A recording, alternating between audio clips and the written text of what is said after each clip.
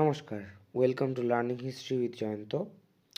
এই ভিডিওটিতে আমরা বর্ধমান বিশ্ববিদ্যালয়ের পঞ্চম সেমিস্টারের ডিএসি 1A অর্থাৎ পাসের পেপার নিয়ে আলোচনা করতে চলেছি।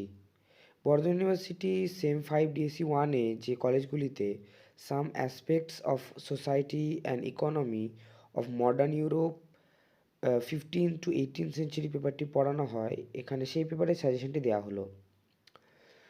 প্রসঙ্গত বলে রাখি, জয়ন্ত স্যার বর্ধমান বিশ্ববিদ্যালয়ের অফলাইন ও অনলাইন টিউশন পড়ান এবং শুধুমাত্র কেউ যদি নোট নিতে চাও তাহলে তারও ব্যবস্থা আছে।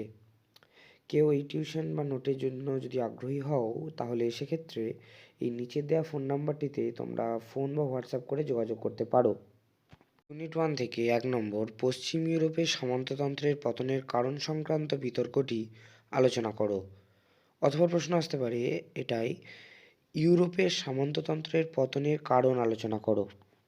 2 থেকে 1 নম্বর প্রশ্ন, ইউরোপীয় নবজাগরণের মৌলিক বৈশিষ্ট্যগুলি কী ছিল?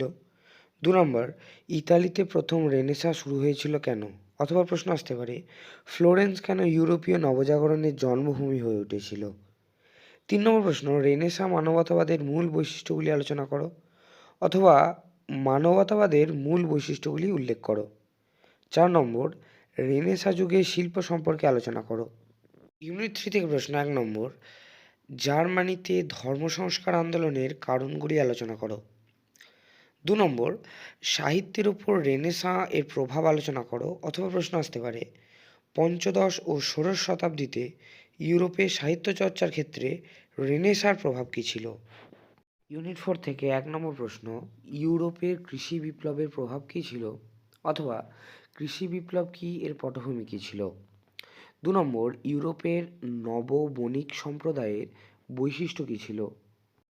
ইউনিট 5 থেকে 1 নম্বর, ইউরোপের জ্ঞানদীপ্তির মূল বৈশিষ্ট্যগুলি আলোচনা করো। 2 নম্বর, বৈজ্ঞানিক বিপ্লব কতখানি বৈজ্ঞানিক ছিল? অথবা তুমি কি মনে করো বিজ্ঞান বিপ্লব যথার্থই বৈপ্লবিক ছিল? 3 নম্বর প্রশ্ন, অষ্টাদশ শতকে জ্ঞানদীপ্ত স্বৈরতন্ত্রের উদ্ভব ও ক্রমবিকাশ সম্পর্কে আলোচনা করো। অথবা প্রশ্ন আসতে পারে, ইউরোপের জ্ঞানদীপ্তির উদ্ভবকে তুমি কিভাবে ব্যাখ্যা করবে? ইউনিট 6 থেকে 1 নম্বর, সামন্ততন্ত্র থেকে ধনতন্ত্রে বিবর্তন সম্পর্কিত ঐতিহাসিক বিতর্ক সংক্ষেপে ব্যাখ্যা করো। 2 নম্বর, কেন ইংল্যান্ডে প্রথম শিল্প বিপ্লব সংঘটিত হয়েছিল? অথবা প্রশ্ন আসতে পারে, ইংল্যান্ডে শিল্প বিপ্লবের কারণগুলি ব্যাখ্যা করো। 3 নম্বর, ইংল্যান্ডে শিল্প বিপ্লবের সামাজিক প্রভাব কী ছিল? 4 নম্বর, ইউরোপে শিল্প বিপ্লবের উদ্ভবের কারণ ব্যাখ্যা করো।